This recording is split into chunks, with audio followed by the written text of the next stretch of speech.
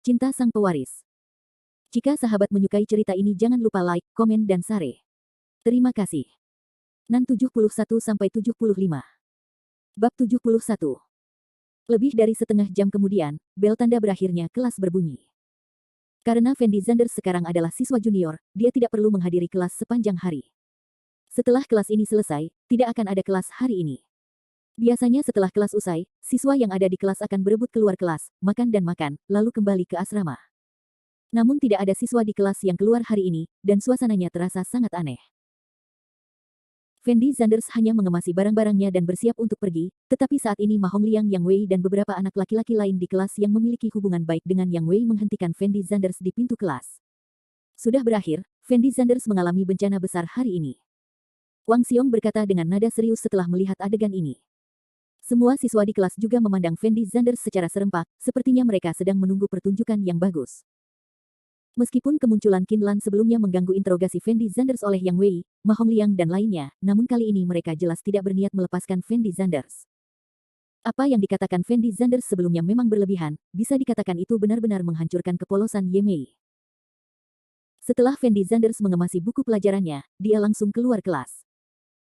Tapi Ma Hongliang berdiri di depan pintu kelas, mengulurkan tangannya untuk menghalangi jalan Fendi Zanders, dan menatap Fendi Zanders dengan mata dingin, seolah menanyakan kejahatan. Menyingkir. Fendi Zanders menatap Ma Hongliang, dan berkata tanpa ekspresi. Hehe, minggir. Setelah Ma Hongliang mendengar kata-kata Fendi Zanders, dia tidak bisa menahan cibiran, lalu berkata dengan suara rendah, Fendi Zanders, apakah kamu masih berhutang penjelasan kepada kami? Penjelasan apa? Fendi Zanders bertanya dengan lembut. Sebelum kamu menghina Ye Mei, bukankah kamu harus menjelaskan masalah ini dengan jelas kepada semua orang? Jika kamu pergi hari ini seperti ini, kepolosan Ye Mei akan terpengaruh karena fitnahmu, jadi kamu harus menyampaikan masalah ini hari ini. Jelaskan masalahnya dengan jelas. Ma Hongliang berteriak dengan benar. Melihat Ma Hongliang di depannya, Fendi Zanders tidak bisa menahan senyumnya. Harus dikatakan bahwa Ma Hongliang ini benar-benar anjing penjilat yang setia di sisi Ye Mei.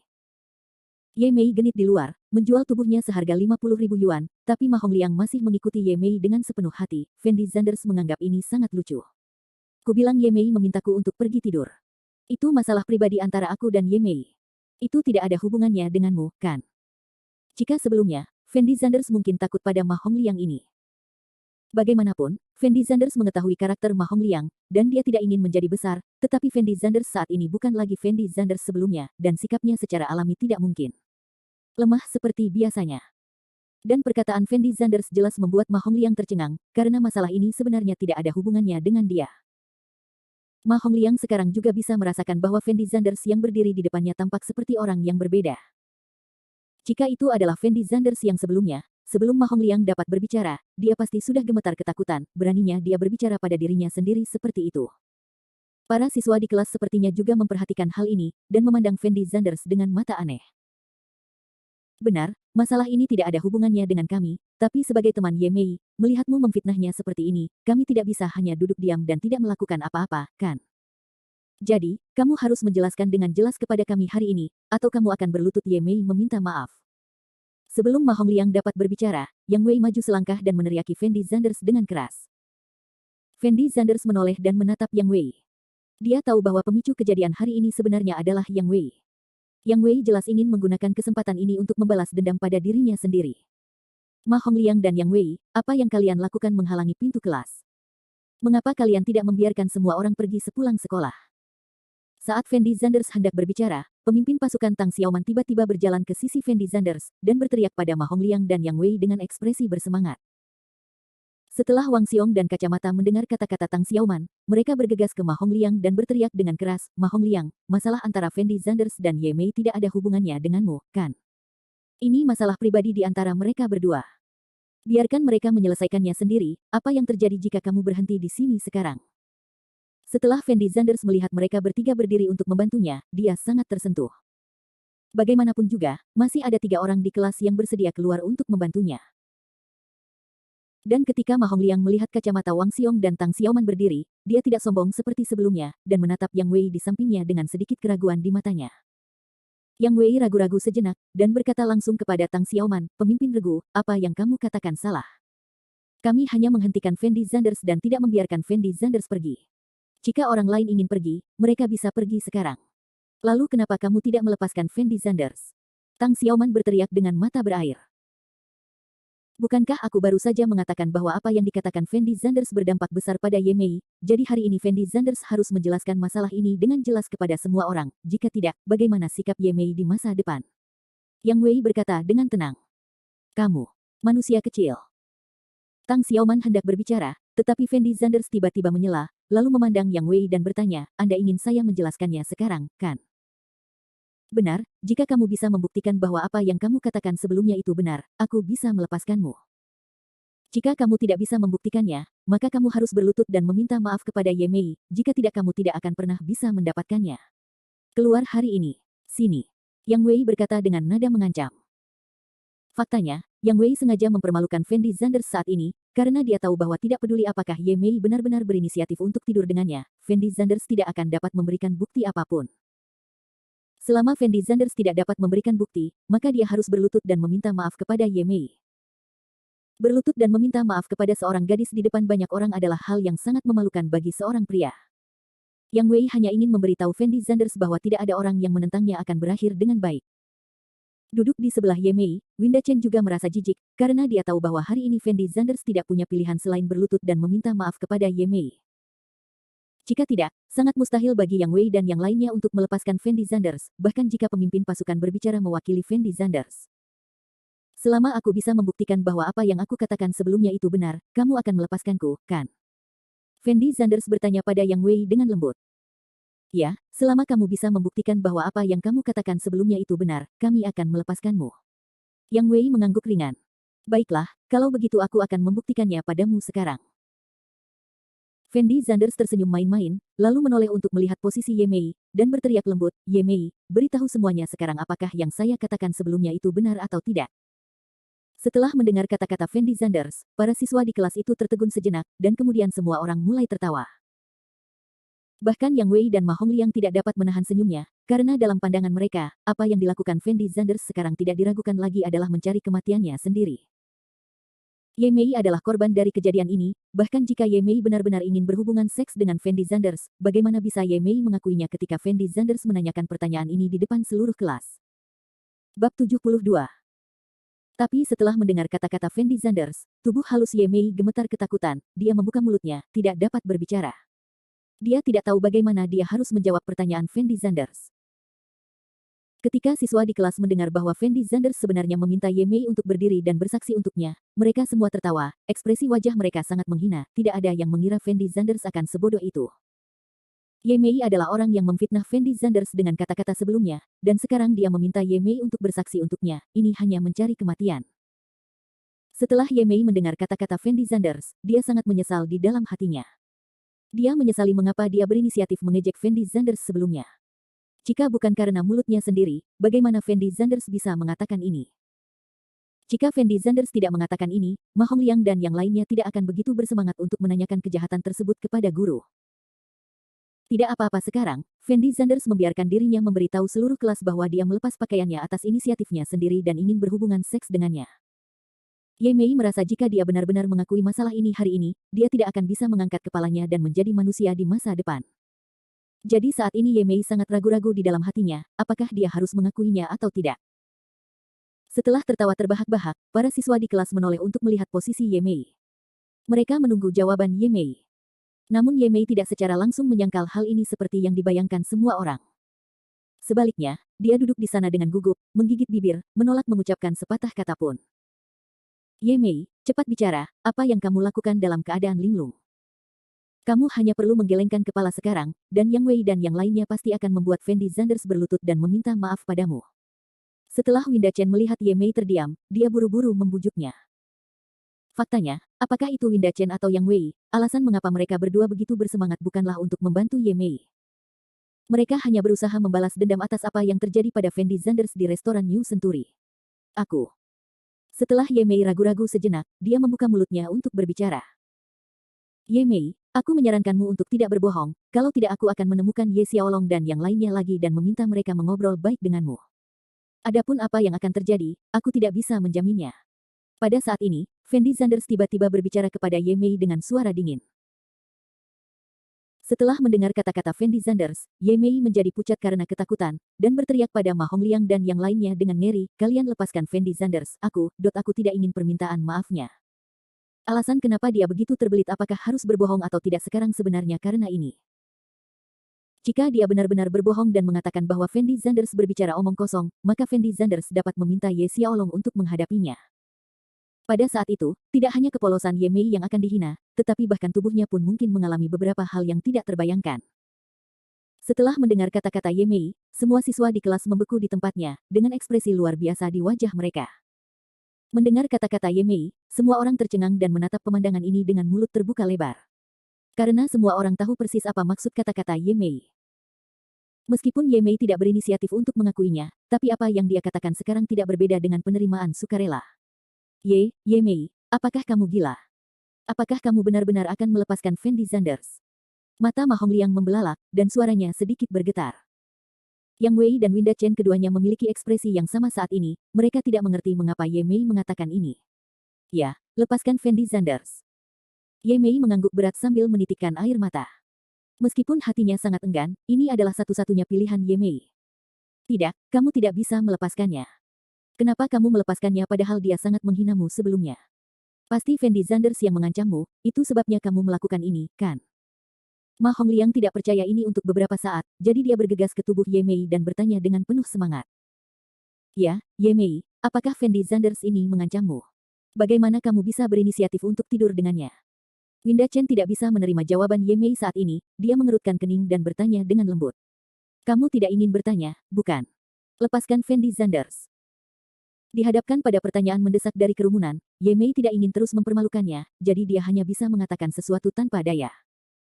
Lagi pula, teman sekelas di kelas masih menonton saat ini, semakin banyak penjelasan Ye Mei sekarang, dia akan semakin memalukan. Ye Mei, cepat beritahu aku, itu tidak benar. Bagaimana kamu bisa berinisiatif berhubungan seks dengan Fendi Zanders? Tidak mungkin kamu jatuh cinta dengan penis bau seperti Fendi Zanders. Ma Hongliang tidak bisa menerima kenyataan ini untuk sementara waktu, dan meraung marah karena putus asa. Setelah mendengar kata-kata Ma Hongliang, wajah cantik Ye Mei tiba-tiba berubah menjadi dingin, dan dia menamparkan wajah Ma Hongliang dengan keras, memarahi dengan penuh semangat, kapan aku mengatakan bahwa aku mengambil inisiatif? Tidur dengan Fendi Zanders. Bisakah kamu membersihkan mulutmu untukku?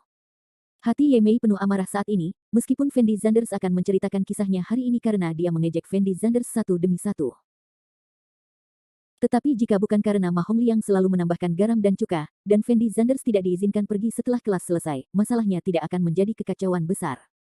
Saat ini, Ye Mei secara alami ingin melampiaskan semua kebencian di hatinya pada Ma Hongliang. Setelah Ma Hongliang ditampar oleh Ye Mei, tamparan merah cerah langsung muncul di wajahnya, dan seluruh kelas menjadi sunyi senyap. Tidak ada yang menyangka Ye Mei akan menamparkan wajah Ma Hongliang saat ini. Bagaimanapun, Ma Hongliang telah melindungi reputasi Ye Mei, dan Fendi Zanders lah yang memfitnahnya. Setelah Fendi Zanders melihat adegan ini, diam-diam dia merasa sedikit lucu. Ma Hongliang yang selama ini melindungi Ye Mei dari awal hingga akhir, tiba-tiba mendapat tamparan Ye Mei kali ini, mungkin beginilah nasib menjilat anjing. Dan ketika semua orang mengira Ma Hongliang akan berbalik melawan Ye Mei setelah menerima tamparan ini. Ma Hongliang tidak bertanya pada Ye Mei kenapa dia memukulnya, malah dia menyeringai, lalu menatap Ye Mei dan berkata, Ye Mei, maksudmu kamu tidak berinisiatif untuk tidur dengan Fendi Zanders, kan? Tidak ada yang terjadi padamu dua, kan? Tanda tanya petik 2.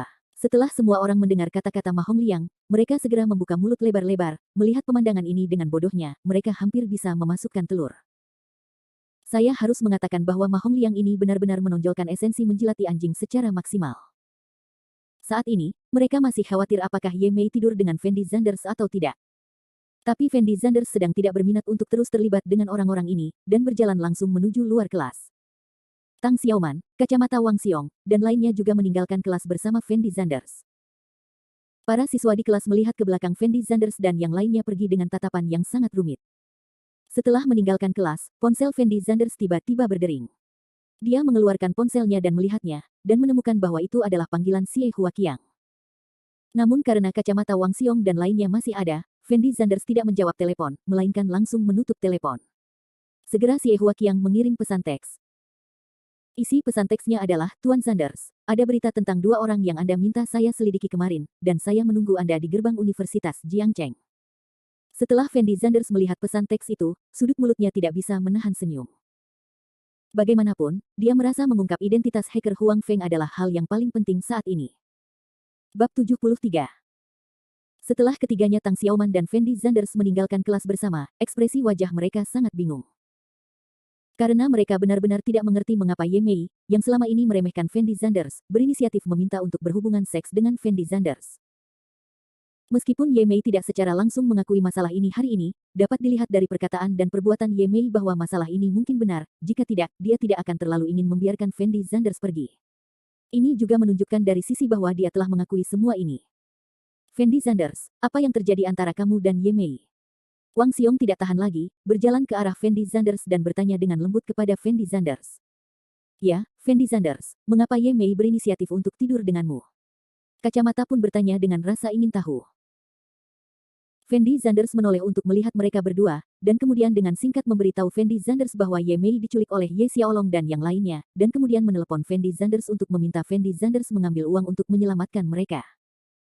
Meskipun Fendi Zanders tidak ingin mengungkapkan identitasnya di depan kacamata Wang Xiong dan orang lain, Fendi Zanders merasa tidak ada masalah untuk memberitahu mereka tentang hal itu.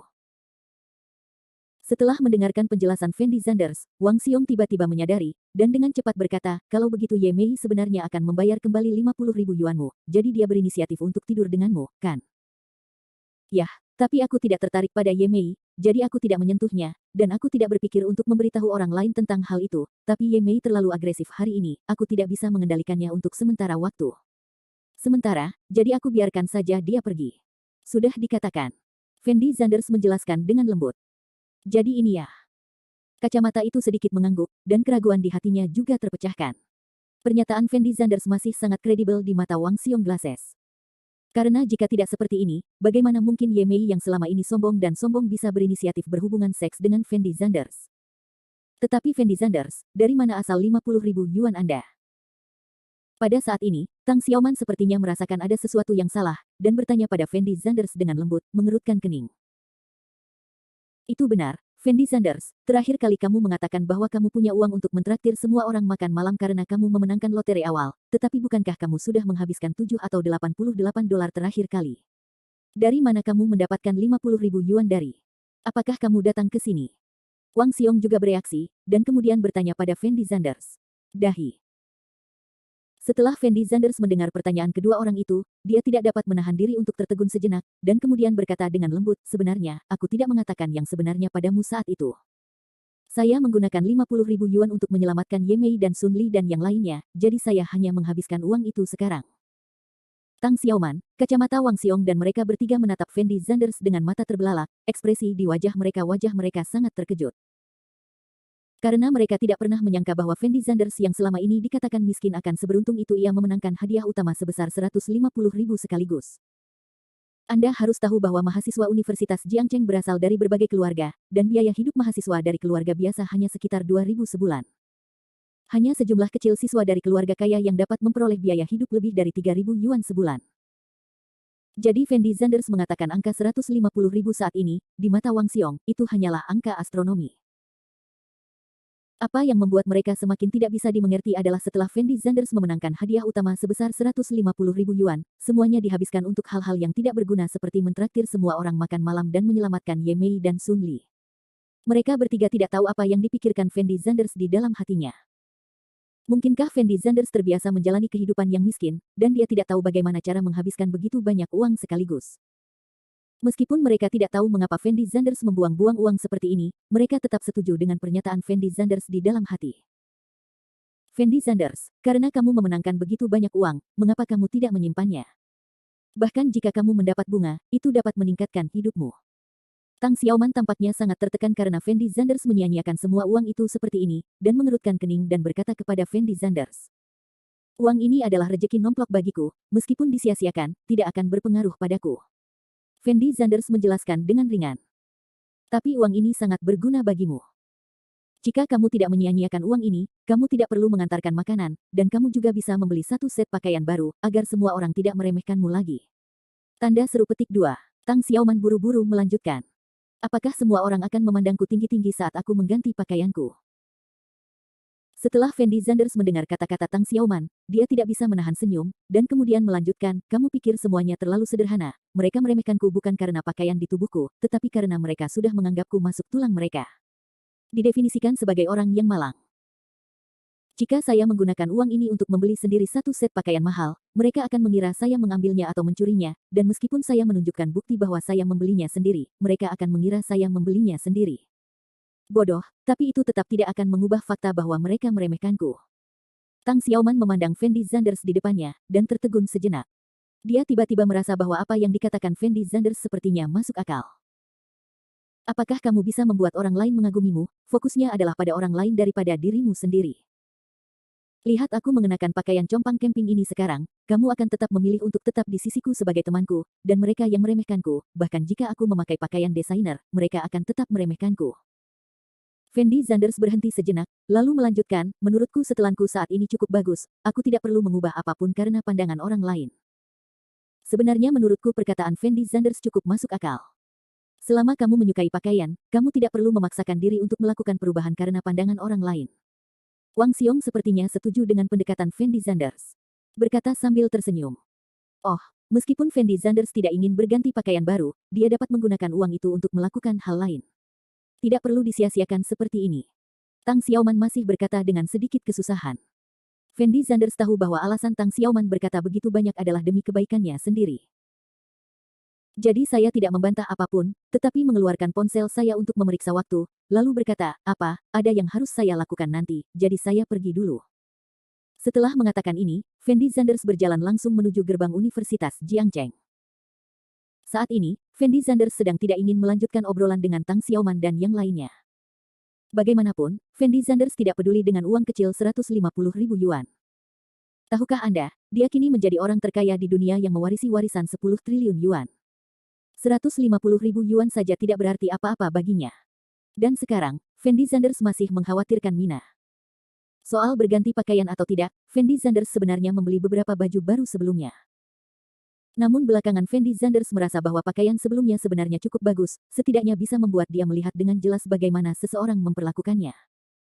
Ini juga alasan mengapa Fendi Zanders membeli baju baru dan terus berpakaian buruk. Bab 74. Beberapa menit kemudian, Fendi Zanders tiba di gerbang barat laut Universitas Jiangcheng. Karena siswa yang datang dan pergi ke sini relatif sedikit, Xie Huaqiang sengaja memarkir mobilnya di tempat ini, tujuannya agar siswa lain tidak melihat Fendi Zanders menghubunginya. Meski Xie Huaqiang terlihat kasar, namun pikirannya sangat halus. Fendi Zanders sengaja menyembunyikan identitasnya, dan dia sudah lama menyadarinya. Sesampainya di gerbang barat laut sekolah, Fendi Zanders segera menemukan Bentley milik Xie Huaqiang, membuka pintu dan masuk. Tuan Zanders. Ketika Xie Huaqiang melihat Fendi Zanders, dia memanggil dengan penuh hormat. Bagaimana penyelidikan orang yang saya minta Anda selidiki? Fendi Zanders bertanya dengan hampa. Tuan Zanders, mari kita bicara tentang Tuan Muda Ye dari Jiangcheng, yang disiarkan langsung oleh Shark Fighting. Orang ini menarik, dan Anda harus mengenalnya, Tuan Zanders. Sambil berbicara, Xie Huaqiang mengeluarkan informasi tersebut dan menyerahkannya kepada Fendi Zanders. Saya masih kenal orang ini. Setelah Fendi Zanders mendengar ini, dia tertegun sejenak, lalu mengulurkan tangan untuk mengambil dokumen tersebut. Ketika Fendi Zanders melihat foto di informasi tersebut, dia tertegun sejenak, lalu tersenyum tak berdaya, dan berkata dengan lembut, saya benar-benar mengenal orang ini. Melihat informasi tentang Tuan Muda Ye di Jiangcheng yang diberikan Xie Huaqiang kepadanya, Fendi Zanders mau tidak mau menunjukkan senyuman lucu di wajahnya, dan diam-diam mendesah dalam hatinya bahwa dia dan Tuan Muda Ye di Jiangcheng benar-benar ditakdirkan. Karena Tuan Muda Ye di Jiangcheng ini tidak lain adalah Ye Xiaolong yang pernah berkonflik dengan Fendi Zanders sebelumnya. Tapi tidak apa-apa juga, selama Xie Huaqiang memberi perintah, Ye Xiaolong tidak akan berani terus mempermalukan Mina. Tuan Zanders, apakah Anda ingin saya membawa Anda menemukan Ye Xiaolong sekarang?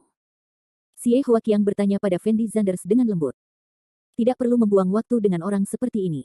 Bantu aku menangani masalah ini. Katakan padanya untukku. Jangan mempermalukan pembawa berita wanita bernama Mina di masa depan, atau dia akan tahu konsekuensinya. Fendi Zanders menjelaskan dengan suara lembut. Oke. Xie Huaqiang segera menyetujuinya. Ngomong-ngomong, jangan ungkapkan identitasku, apa kamu mengerti maksudku? Fendi Zanders terus memberi instruksi setelah ragu-ragu beberapa saat. Tuan Zanders, jangan khawatir, saya tahu tentang hal semacam ini. Xie Huaqiang dengan cepat menjawab. Kebaikan. Fendi Zanders mengangguk ringan, lalu melanjutkan, ngomong-ngomong, bagaimana kabar Huang Feng yang saya minta Anda selidiki? Pada dasarnya sudah diselidiki, tapi... Xie Huaqiang ragu-ragu sejenak, lalu mengeluarkan dokumen tebal dan menyerahkannya kepada Fendi Zanders, lalu berkata dengan lembut kepada Fendi Zanders, namun, ada lebih dari 1.000 orang bernama Huang Feng di sini di kota Jiangcheng. Ini sungguh sulit. Setelah Fendi Zanders mendengar kata-kata Xie Huaqiang, dia langsung putus asa. Ada lebih dari 1.000 orang. Pada saat Fendi Zanders menemukan Huang Feng yang asli, diperkirakan Mina sudah memerankan Huang Feng berulang kali. Pada saat itu, meskipun Fendi Zanders mengungkap wajah asli Huang Feng, lalu bagaimana? Namun, Tuan Zanders, berdasarkan informasi yang Anda berikan, saya menyaring informasi tentang kota Jiangcheng kami bernama Huang Feng yang berusia sekitar 20 tahun. Ada sekitar 50 orang. Tidak ada orang yang Anda cari. Xie Huaqiang memandang Fendi Zanders dan melanjutkan. 50 hampir sama. Fendi Zanders segera menghela nafas lega, Xie Huaqiang ini sangat pandai bermain trik, membuat dirinya serasa sedang menaiki roller coaster. Setelah menghela nafas lega, Fendi Zanders buru-buru mengambil informasi dari Xie Huaqiang dan mulai membacanya dengan cermat. Sisi lain. Setelah Fendi Zanders meninggalkan kelas, siswa lain juga meninggalkan kelas satu demi satu. Bagaimanapun, Fendi Zanders, protagonis dari insiden tersebut, telah pergi, jadi tidak ada yang perlu ditonton dalam adegan ini, dan tidak ada artinya bagi mereka untuk tetap tinggal. Setelah melihat semua siswa di kelas pergi, Winda Chen, Yang Wei, Ma Hongliang dan yang lainnya berkumpul di sekitar Ye Mei. Ye Mei, apa yang terjadi antara kamu dan Fendi Zanders? Apakah Fendi Zanders mengancammu? Atau apakah Fendi Zanders memiliki sesuatu yang menentangmu? Winda Chen menanyai Ye Mei, dia tidak mengerti mengapa Ye Mei begitu tidak normal hari ini dan membiarkan Fendi Zanders pergi begitu saja. Fendi Zanders tidak mengancamku, dan aku benar-benar berhutang 50.000 yuan padanya. Ye Mei berbaring di atas meja dan menjawab dengan ekspresi sangat tidak berdaya. Kamu benar-benar berhutang uang pada Fendi Zanders. Winda Chen memandang Ye Mei dengan heran, dia tidak mengerti mengapa Ye Mei berhutang uang pada Fendi Zanders. Ye Mei, kenapa kamu berhutang uang pada Fendi Zanders? Saat ini Yang Wei juga mengerutkan kening dan bertanya. Yang Wei, kenapa hatimu tidak ada gunanya? Pada saat ini, Sun Li yang selama ini terdiam, akhirnya tidak tahan lagi, berdiri dan berteriak keras pada Yang Wei. Sun Li, apa maksudmu dengan itu? Apa yang Ye Mei minta Fendi Zanders pinjam uang, apa hubungannya denganku? Yang Wei bertanya sedikit kesal. Dulu ketika Wen Wen menyinggung Ye Xiaolong, kami berdua juga terlibat olehnya, dan Ye Xiaolong membawanya ke kota. Butuh 50.000 yuan untuk menyelamatkan Ye Mei dan saya, tetapi setelah Anda mengambil uang untuk menyelamatkan Wen Wen, dia tidak sama sekali tidak peduli dengan hidup dan mati kami berdua. Ye Mei tahu bahwa Fendi Zanders telah terkena goresan beberapa hari yang lalu, itu sebabnya dia menelepon Fendi Zanders dan meminta Fendi Zanders meminjam uang untuk menyelamatkan keduanya. Dari kita, apakah kamu mengerti? Sun Li menatap matanya yang besar dan licik dan berteriak penuh semangat. Setelah mendengar perkataan Sun Li, Yang Wei dan Winda Chen sedikit malu, dan mereka tidak tahu bagaimana menghadapi Ye Mei. Tapi Ma Hongliang sangat bersemangat, berteriak sekeras-kerasnya, Ye Mei, kamu butuh uang saat itu, kenapa kamu tidak meneleponku? Apa gunanya mencarimu? Dibutuhkan 50.000 yuan untuk menyelamatkanku. Apakah kamu punya banyak uang? Ye Mei menjawab sambil mencibir. Setelah Ma Hongliang mendengar kata-kata Ye Mei, dia langsung tercengang, tidak tahu harus berkata apa. Meskipun kondisi keluarga Ma Hongliang baik, 50.000 yuan adalah uang yang banyak baginya, dan dia tidak punya uang sebanyak itu sama sekali. Memang benar saya tidak mampu membeli uang, tetapi bagaimana mungkin Fendi Zanders, orang Malang yang mengirimnya keluar, memiliki begitu banyak uang? Ma Hongliang berteriak sangat tidak yakin. Bukankah aku baru saja mengatakan bahwa Fendi Zanders memenangkan permainan awal, itu sebabnya dia punya uang untuk mengundang semua orang ke restoran Suixian untuk makan malam, dan juga punya uang untuk menyelamatkan kita berdua. Sun Li menjawab tanpa daya. Jika Fendi Zanders benar-benar memenangkan begitu banyak uang, menurut Anda apakah dia bersedia menggunakan uang itu untuk mentraktir semua orang makan malam? Apakah dia bersedia menggunakan uang itu untuk menyelamatkan kalian berdua? Pada saat ini, Winda Chen tiba-tiba mencibir. Setelah mendengar kata-kata Winda Chen, semua orang menunjukkan sedikit keraguan. Saya telah bersama Fendi Zanders selama 2 tahun, dan saya masih mengetahui karakternya dengan baik. Jika Fendi Zanders benar-benar mendapat goresan, maka dia pasti tidak akan begitu murah hati. Winda Chen melanjutkan. Wen Wen, apa maksudmu dengan itu? Yang Wei bertanya dengan ragu-ragu. Maksud saya sangat sederhana, yaitu uang ini jelas bukan milik Fendi Zanders. Winda Chen berkata dengan nada tegas. Bukan miliknya. Semua orang kembali menunjukkan ekspresi bingung. Oh, kenapa kamu bodoh sekali? Bukankah sekolah kita sering terjadi pencurian beberapa waktu yang lalu? Banyak siswa yang dicuri. Terakhir kali polisi datang ke sekolah kita untuk menyelidiki, tapi pencurinya tidak pernah ditemukan. Winda Chen berkata perlahan. Wen, maksudmu Fendi Zanders adalah pencurinya? Seru Ye Mei. Saya tidak tahu apakah Fendi Zanders adalah seorang pencuri, tapi menurut saya ada yang tidak beres dengan Fendi Zanders baru-baru ini, dan dia bahkan bercerita tentang Ye Mei yang berinisiatif untuk tidur dengannya. Jika kita tidak mengurus Fendi Zanders ini, menurutku dia mungkin menjadi lebih sombong di masa depan. Winda Chen berkata dengan nada dingin. Yang Wei dan yang lainnya saling memandang, dan sepertinya sangat setuju dengan ide Winda Chen. Tapi bagaimana kita harus menghadapi Fendi Zanders sekarang? Ma Hongliang bertanya dengan bingung. Ma Hongliang, jika kuingat dengan benar, bukankah kelas kita ada kelas pendidikan jasmani besok? Winda Chen bertanya dengan mata menyipit. Ya, ada apa? Ma Hongliang sedikit mengangguk. Berapa banyak dari kita yang bisa melakukan ini? Winda Chen mencondongkan tubuh ke telinga beberapa orang dan mulai berdiskusi dengan suara rendah bagaimana menghadapi Fendi Zanders besok.